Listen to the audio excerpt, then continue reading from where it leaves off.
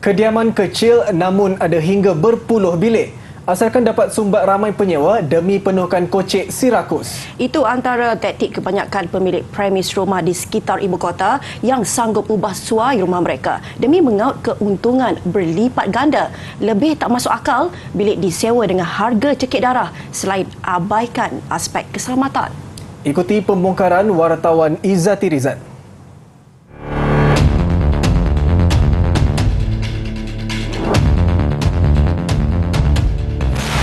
Mendedahkan kepada Buletin TV9, rata-rata penyewa mendakwa lokasi strategik dan dekat dengan kemudahan pengangkutan awam menyebabkan mereka tiada pilihan selain akur menyewa di kediaman sempit. Di Lembah Kelang, harga sewa bilik berbeza-beza mengikut kepadatan kawasan penduduk. Misalnya di Kuala Lumpur, harga sewa bilik utama boleh mencecah daripada RM650 hingga RM900, tidak termasuk bil air dan elektrik serta cas penyelenggaraan.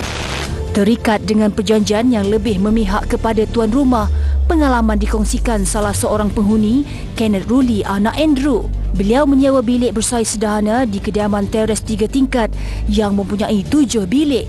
Meskipun kesemuanya sudah mempunyai penghuni dan selaku penyewa dia tidak mempunyai hak untuk bersuara, tuan rumah bertindak menambah 3 bilik lagi di kawasan ruang tamu. Jangan cakap nak tambah partition dekat ruang tamu. Bila saya tengok dalam kontrak tak ada pun nak cakap nak tambah ruang tamu ke apa ke tu. Jadi sebenarnya untuk apa penambahan bilik dekat ruang tamu tu, dan cakap untuk ni nak menambah penyewa dalam rumah tu. Saya tak percaya cara kontraktor dia orang buat apa partition bilik kat bawah tu, sebab dia orang lepas yang buat saya tak nampak pun ada orang yang bertauliah buat inspection renovation tu. Dia orang buat je dalam masa seminggu, lepas tu dia orang belah. Hanya berdindingkan papan lapis sebagai pembahagi ruang, beliau mendakwa harga sewa setiap bilik tetap mahal meskipun tinggal dalam kediaman melebihi kapasiti. Jelasnya disebabkan pemilik mahukan keuntungan tinggal di perumahan kategori elit hanya sekadar nama. Sedangkan beliau terpaksa memakai kenderaan jauh daripada kediaman serta dinafikan hak menggunakan kemudahan yang ada. Mula-mula dia janjikan rumah tu untuk lelaki saja.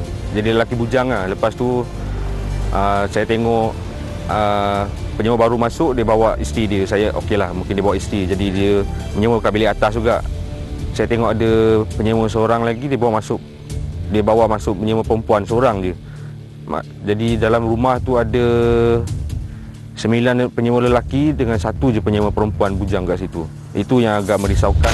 Nasib sama turut dikongsikan seorang mahasiswa universiti tempatan, Wan Muhammad Nabil Muhammad Zuki, yang mendakwa terdapat perbezaan kadar sewaan bilik yang ditawarkan kepada pelajar universiti dan orang awam. Caj sewa 2 kali ganda didakwanya akan dikenakan tuan rumah sekiranya mengetahui si penyewa adalah golongan pelajar. Dekat seksyen 18 adalah saya. Tapi bila dia tahu kita orang student, dia kata mula-mula tak bagi. And then bila kita orang minta balik juga, dia kata boleh tapi harga dia bukan harga tadi. Double daripada tu. Dan dia ada kata juga kalau tak nak yang macam tu, seorang satu kepala kena bayar 200 ke 700 ke 300. Seorang wajib duduk 10 orang ataupun dia akan masukkan siapa yang nak masuk. Hasil tinjauan saya mendapati situasi ini sama saja dengan pengubahsuaian haram di luar kawasan kediaman melibatkan rumah pangsapuri yang telah tular baru-baru ini. Cuma ianya gagal dikesan gara-gara ianya dilakukan di dalam kawasan kediaman. Tidak hanya melibatkan kawasan rumah flat, ia dikesan semakin berleluasa dilakukan pemilik rumah kondo, apartmen mahupun banglo.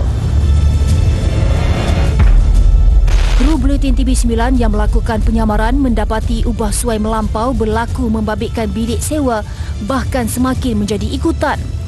Lebih-lebih lagi yang mempunyai banyak rumah untuk disewa.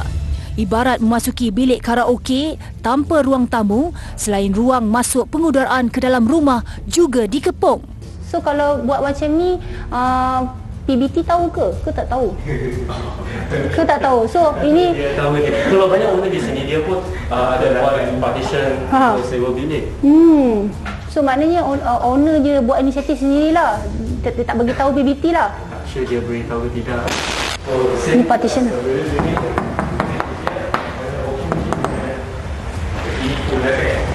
Ni adalah kawasan bilik asal. Mana yang ni pula yang dibuatkan partition. Ikuti siri kedua dalam Buletin TV9 esok. Juga versi penulisan dalam akhbar Harian Metro. Izzati Rizan melaporkan.